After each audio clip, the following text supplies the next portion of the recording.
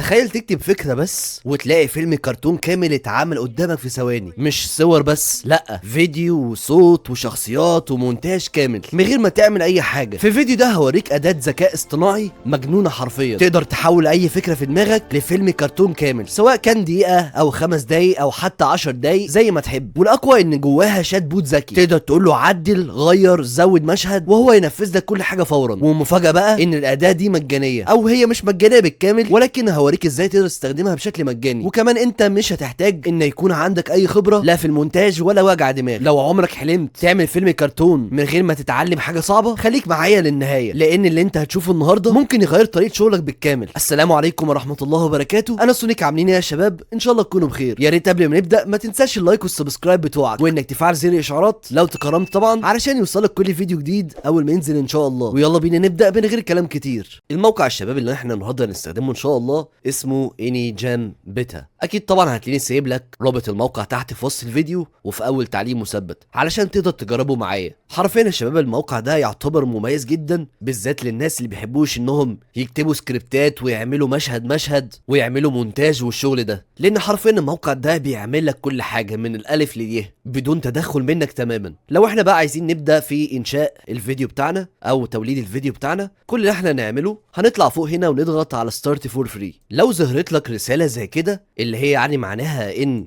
انيجام او الاداه دي غير متاحه حاليا في بلدك، فببساطه اللي انت هتعمله هتنزل عندك على المتصفح بتاعك او عندك على الموبايل اي في بي ان. ده شباب الفي بي ان اللي انا بستخدمه اللي اسمه بلانت في بي ان، هتلاقيني تحت سيب لك في وصف الفيديو الرابط بتاعه عشان لو انت حابب تحمله عندك على المتصفح او عندك على الموبايل. وبعد كده هتعمله على اي دولة تانية، انا مثلا هعمله على يو اس اي نيويورك بالمنظر ده، وفي خلال ثواني هيتصل بالموقع اللي انا حددته. ودلوقتي لو احنا جينا وطلعنا فوق هنا وعملنا ريفرش للصفحة دي، هتلاقي ان الموقع فتح معاك بالمنظر ده. هتقدر بقى من خلال كونتينيوس جوجل تعمل حساب على الموقع او تنشئ حساب من خلال الجيميل بتاعك، فعشان كده نضغط هنا على كونتينيوس جوجل علشان نسجل بحسابنا على الموقع. وبعد ما تسجل بحسابك على الموقع هتلاقي ان الموقع فتح معاك بالمنظر البسيط جدا اللي انت شايفه قدامك ده. اول حاجه كده لو انت خدت بالك هتلاقي ان انا موجود عندي هنا في الخطه المجانيه او الكريدتس بتاعي 1500 كريدت. ال 1500 كريدت دولت بيتجددوا كل شهر بشكل مجاني. ولو انت كده اخدت بالك هتلاقي كمان ان انا بيجيلي بشكل يومي 200 كريدت كهديه. لو انت عايز تستلم الهديه بتاعتك اللي هي 200 كريدت واضافه عندك على الكريدتس بتاعتك، هتضغط هنا على تشيك ان، وزي ما انت شايف هتلاقي ان انا دلوقتي بقى معايا 1700 كريدت. لو انا بقى عايز ابدا في صناعه فيديوهات،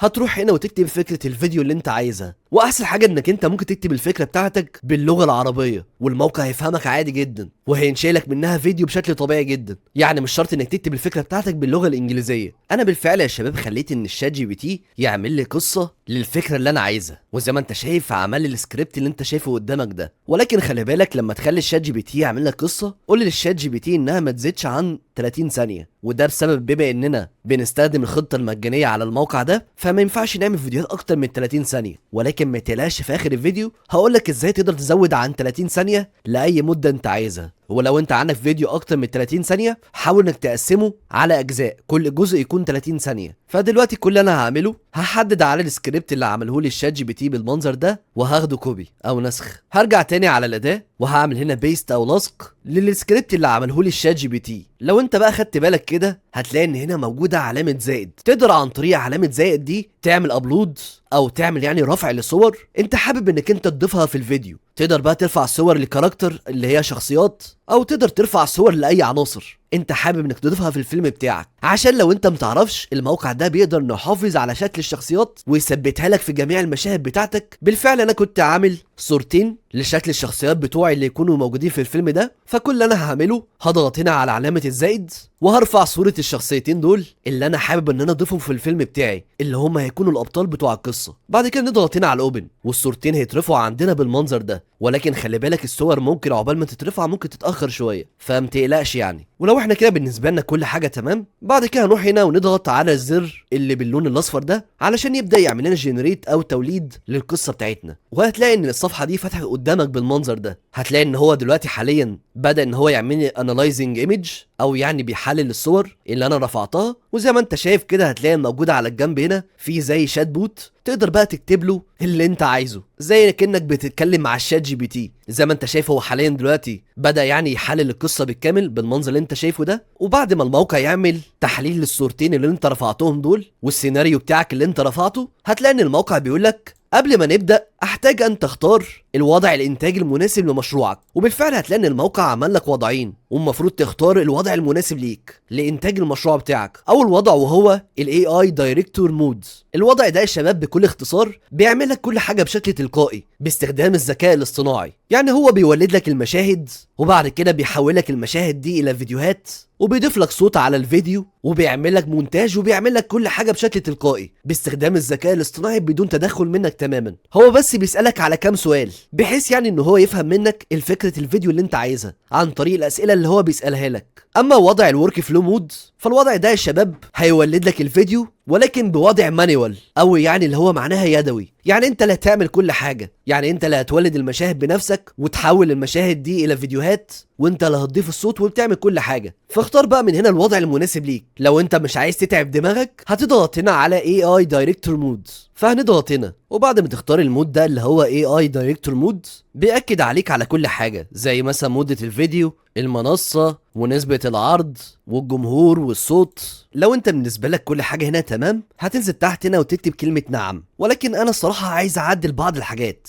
زي مثلا المنصه ونسبه العرض والجمهور، فعشان كده هنزل تحت هنا وهكتب الكلام ده. كتبت له ان انا عايز اعدل بعض الحاجات. قلت له انا عايز المنصه تكون اليوتيوب مش الشورتس، وقلت له انا عايز نسبه العرض تكون من 16 ل 9، اللي هو المقاس اللي بيكون بالعرض اللي هو ينفع للفيديوهات الطويله. مش عايز المقاس ده اللي هو من 9 ل 16. وبعد كده كتبت له الجمهور عايزه يكون كيدز، او يعني اللي هم معناها اطفال. مش عايز يعني الفيلم ده ينفع لجميع الاعمار. بعد ما كتبت الحاجات اللي انا عايز اعدلها هضغط هنا على ارسال، وبالفعل كده كتب لي الحاجات اللي انا عايز اعدلها بالمنظر ده. بعد كده كتب لي الان سأبني مخطط قصه الكامل من السيناريو، وزي ما انت شايف كده عمل لي ملخص صغير كده باللغه العربيه. كتب لي فيه شكل السيناريو بتاعي هيكون عامل ازاي. لو انت كده بالنسبه لك كل حاجه كويسه، هتضغط هنا على تصميم الاسلوب البصري بالمنظر ده. وبعد كده بقول لك وجدت اساليب بصريه رائعه تناسب قصتك، اختار الاسلوب الذي يعجبك. بالفعل كده هتلاقي ان هو اقترح عليك بعض الاساليب المناسبه للقصه بتاعتك. لو انت عايز تجيب اساليب اكتر هتضغط هنا، وبالفعل كده زي ما انت شايف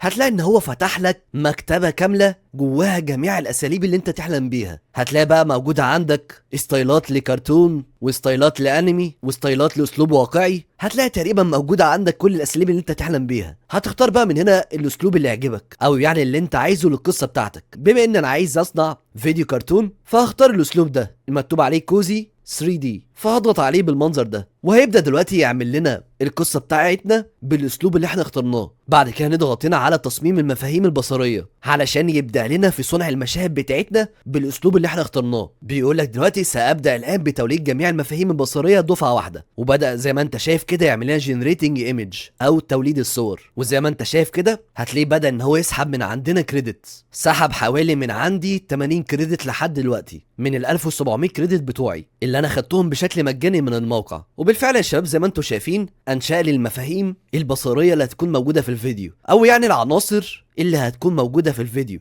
اللي هو المفروض يحافظ عليها طول الفيديو. وزي ما انت شايف عاملها لي بالمنظر الجميل جدا اللي انت شايفه ده. ولكن لو انت خدت بالك هتلاقي ان الشخصيات بتاعتي اسلوب الرسم بتاعها اتغير عن يعني الصور اللي انا رفعتها له علشان يعني يكونوا لايقين مع الاسلوب اللي انا اخترته للقصه بتاعتي. ولكن طبعا لو انت خدت بالك هتلاقي ان الشخصيات بنفس الشكل بنفس كل حاجه، هو فقط اللي اتغير الاسلوب بتاع الرسم بالمنظر ده. لو انا بالنسبه لي كده كل حاجه تمام ومش حابب ان انا اعدل على حاجه، هضغط هنا على المتابعه الى الوضع المخرج الذكي. وبالفعل كده يا شباب زي ما انتم شايفين كتب لي هنا ممتاز، كل البيانات جاهزه الان، ساضع خطه المقاطع الفيديو، وعمل لي خطه تقسيم المشاهد بالمنظر اللي انت شايفه ده. قال لي المده الكليه للفيديو هتكون 30 ثانيه اللي هي يعني نص دقيقه زي ما احنا طلبنا منه في الاول، وهتتكون من 5 مشاهد. وبالفعل كده هتلاقي ان كل مشهد كاتب لي ان هو ياخد كام ثانيه. زي ما انت شايف كده هو عامل لي ان كل مشهد هياخد 6 ثواني علشان في الاخر يكون المجموع 30 ثانيه بالظبط زي ما انا طلبت منه. طبعا لو انت عايز تعدل على اي حاجه هتنزل تحت هنا وتكتب التعديل اللي انت عايزه. تقدر مثلا تقول له لا انا عايز المشهد التاني يكون مثلا مدته 4 ثواني او 5 ثواني وهكذا. تقدر يعني تعدل زي ما انت عايز، وهتلاقي ان في الورك فلو حضر لك المشاهد بتاعتك بالمنظر ده. وعلشان نقدر نحول المشاهد دي الى فيديوهات، هتلاقي ان هو كتب لي كيف تريد المتابعه. هل انت عايز تولد جميع المقاطع دي كلها دفعه واحده، ولا عايز تولد خطوه بخطوه؟ انا هختار توليد جميع المقاطع دفعه واحده. وبالفعل كده زي ما انت شايف كتب حاليا جنريتنج فيديو، وهيبدا دلوقتي في عمليه توليد الفيديوهات. وزي ما انت شايف كده هو هيستخدم لتوليد الفيديوهات دي النموذج بتاع كلينج او 3. وطبعا النموذج بتاع كلينج ده قوي جدا في توليد الفيديوهات، وبيطلع حرفيا نتائج كويسه جدا. وبالفعل في خلال تقريبا دقيقه ونص او دقيقتين بالكتير قوي حول لي جميع المشاهد بتاعتي الى فيديوهات بالمنظر اللي انت شايفه ده باستخدام النموذج بتاع كلينج او 3. تعالى مثلا كده نجرب نشوف الفيديو ده، فهنضغط عليه بالمنظر ده. زي ما انت شايف كده هتلاقي ان المشهد ده شكله تحفه جدا. ولو انت خدت بالك كده هتلاقي بالفعل ان هو قدر يحافظ على نفس الشخصيات من غير ما شكلها يتغير تماما، حرفيا هي نفس الشخصيات. طب لو احنا بقى عايزين ندمج كل المقاطع دي جوه فيديو واحد نعمل ايه؟ ببساطه اللي انت هتعمله هتنزل تحت هنا وتضغط على الاضافه الى المقاطع الى الجدول الزمني بالمنظر ده. حرفيا يا شباب دلوقتي اللي هو هيعمله انه هيبدا يعمل لنا مونتاج للفيديو بتاعنا ويدمج لنا كل المقاطع دي جوه فيديو واحد بدون ما تحتاج انك انت تعمل مونتاج بنفسك. كل حاجه الموقع ده بيعملها بشكل تلقائي، انت بس يا دوبك بترد غير على كام سؤال وخلاص، وهو بينفذ كل حاجه. بعد ما يخلص كل حاجه بالمنظر ده هنروح كده على اليمين شويه بالشكل ده، هنضغط هنا على اوبن تايم لاين اديتور بالمنظر ده. هتلاقي ان هو فتح لنا الصفحه دي او المحرر ده، وبالفعل كده زي ما انت شايف هتلاقي ان هو جمع لنا الخمس فيديوهات كلهم مع بعض بالمنظر اللي انت شايفه ده، وطلع لنا منه فيديو كامل. لو احنا كده بالنسبه لنا كل حاجه تمام وحابين يعني نحمل الفيديو، هنطلع فوق هنا ونضغط على ادفانسد اكسبورت، وبعد كده هتخلي ان كل حاجه زي ما هي بالمنظر ده، وبعد كده هنضغط هنا على ستارت اكسبورت علشان يبدا لنا في تحميل الفيديو عندنا على الجهاز الكمبيوتر بتاعنا. تعالى بقى اوريك شكل الفيديو هيكون عامل ازاي بعد ما خلصنا كل حاجه. خلينا بس نشيل الايجنت ده او الشات بوت ده من هنا، وهنضغط هنا علشان نشوف الفيديو. انا كدبه حلوه ساعات بس انت بوظت كل حاجه.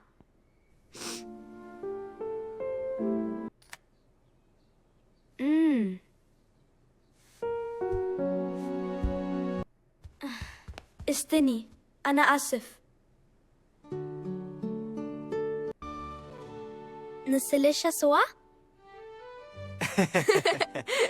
طبعا عارف انك انت هتعلق على اللغه العربيه. زي ما انت سمعت كده اللغه العربيه كانت خربانه خالص، وتحس كده كأن في شخص اجنبي بيتكلم لغه عربيه مكسره. والمشكله دي يا شباب عشان تكونوا عارفين هي موجوده فقط في الحوارات اللي باللغه العربيه، انما لو انت عملت في السكريبت بتاعك انك انت عايز الحوار باللغه الانجليزيه او اي لغه تانية، هتلاقي ان الفيديو بتاعك مظبوط جدا. المشكله بس دي موجوده في الحوارات اللي باللغه العربيه. عشان كده انت من الافضل لما تيجي تعمل فيديو باستخدام الاداه دي، لو يعني فكرت تعمل فيها حوارات، يبقى خلي الحوارات باللغه الانجليزيه مش باللغه العربيه، عشان زي ما انت سمعت كده اللغه العربيه بايظه خالص. طبعا زي ما انت خدت بالك كده هتلاقي ان الشخصيات بتاعتنا ثابته في جميع المشاهد بتاعتنا من غير ما شكلها يتغير تماما. وطبعا حركه الفيديو زي ما انت شايف طالعه اسطوريه جدا. طبعا زي ما انت اخد بالك كده هتلاقي ان احنا استهلكنا من الكريدت بتاعتنا اللي احنا بناخدها بشكل مجاني حوالي تقريبا 920 كريدت علشان نقدر نعمل فيديو زي كده. يعني قول تقريبا الفيديو ده كلفنا حوالي 1000 كريدت.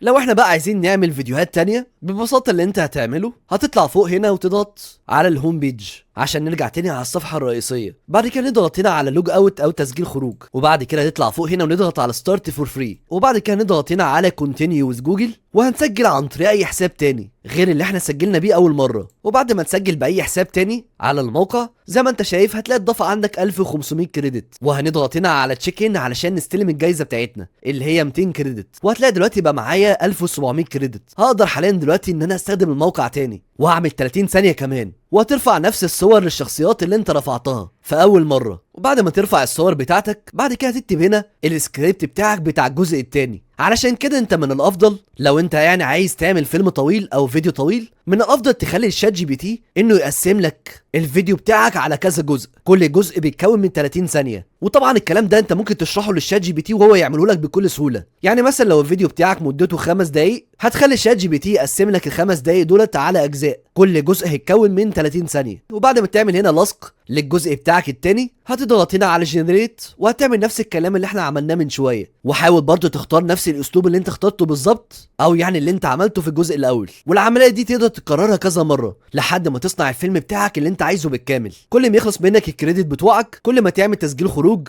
وتسجل عن طريق ايميل تاني وهكذا. وفي الاخر هتجمع كل الفيديوهات اللي انت عملتها دي، اللي هو المفروض كل فيديو مدته 30 ثانيه، وترفعهم على اي برنامج للمونتاج وتجمعهم كلهم جوه فيديو واحد. للاسف يا شباب دي الطريقه الوحيده علشان تقدر تعمل بيها فيلم طويل. ولكن يا شباب خلي بالكم، الموقع ده انا مش ضامن انه هيكون دايما مجاني، ممكن في اي وقت يكون بفلوس. عشان كده انت لازم تلحق تستخدمه في اسرع وقت ممكن. وبس كده يا شباب، اتمنى فعلا يكون الفيديو عجبكم وفعلا استفدتوا منه. اكيد طبعا هتلاقي سايب لك رابط الموقع موجود تحت في وصف الفيديو، عشان يعني لو انت حابب تستخدمه. زي ما انت شفت كده، انا حرفيا ما بخلتش عليكم باي معلومه، فاتمنى منكم برضو ما تبخلوش عليا بلايك وسبسكرايب، وانكم تفعلوا زر الاشعارات علشان يوصلكم كل فيديو جديد اول ما ينزل ان شاء الله. كان معكم سونيك، ان شاء الله اشوفكم في الفيديو اللي جاي. في امان الله.